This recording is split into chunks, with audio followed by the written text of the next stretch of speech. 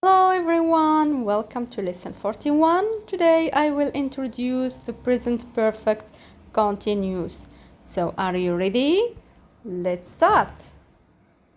When do we use the present perfect continuous? The present perfect continuous is a tense used to talk about actions and situations which started in the past. Pay attention, which started in the past and are still going on or still continuing in the present.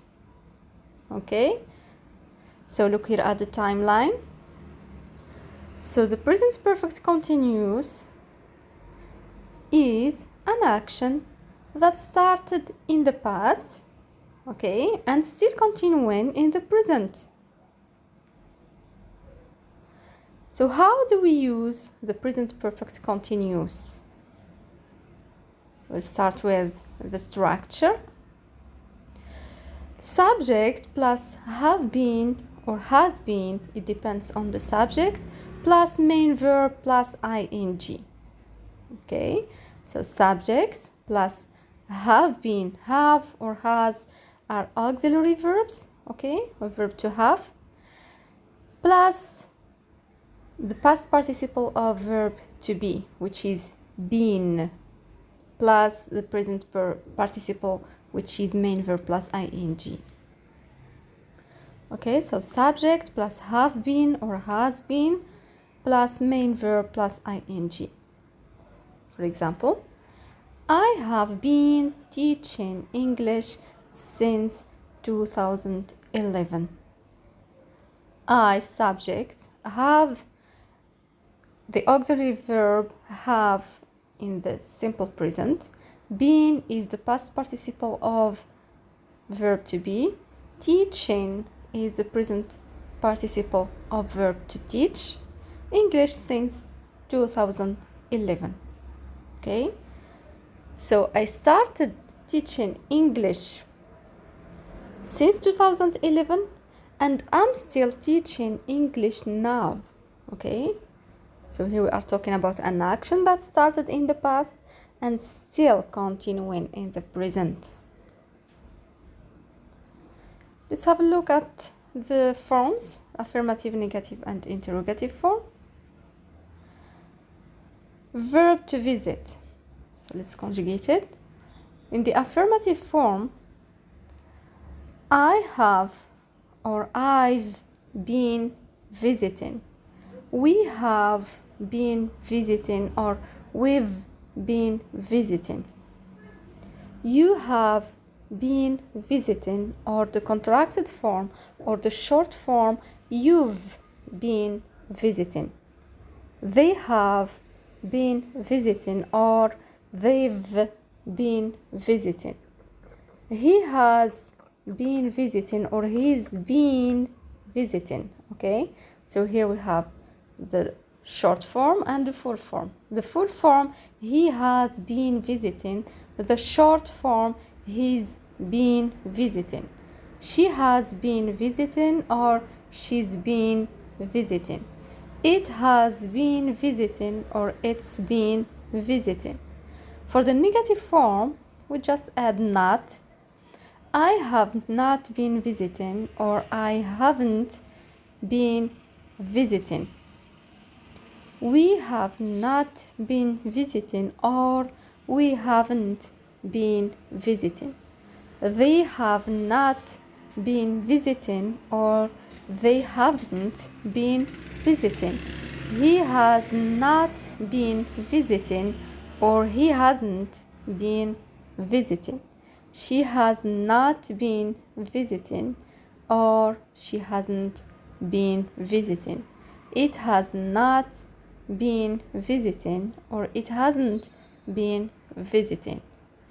Please keep on practice, okay? Should practice and practice so that you can get used to them. So for the interrogative form, have I been visiting? Have we been visiting? Have you been visiting? Have they been visiting? Has he been visiting? Has she been visiting? Has it been visiting? Okay? So keep practicing so that you can memorize them. Yes, no answers. Okay? So have they been learning English for a long time? Have they been learning English for a long time? We have two answers, yes and no. Yes, they have. Okay? So here we use for the answer the auxiliary verb. Yes, they have. No, they have not, or they haven't. Has she been learning English for a long time? Yes, she has. No, she has not, or no, she hasn't. Okay, the full form and the short form.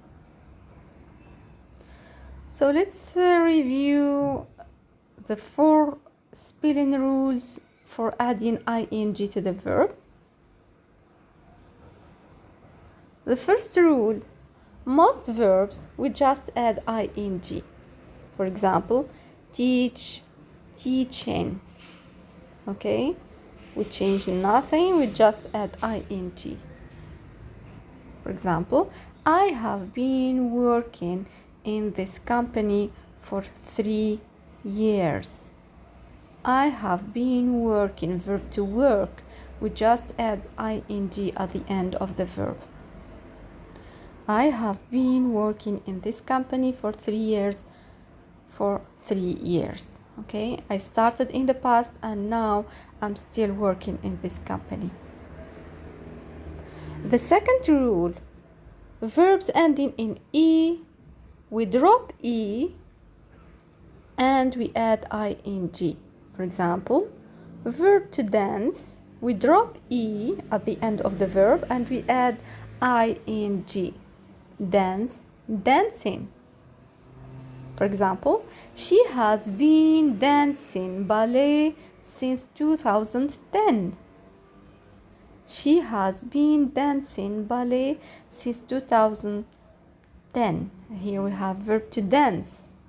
Okay, we drop e and we add ing at the end of the verb.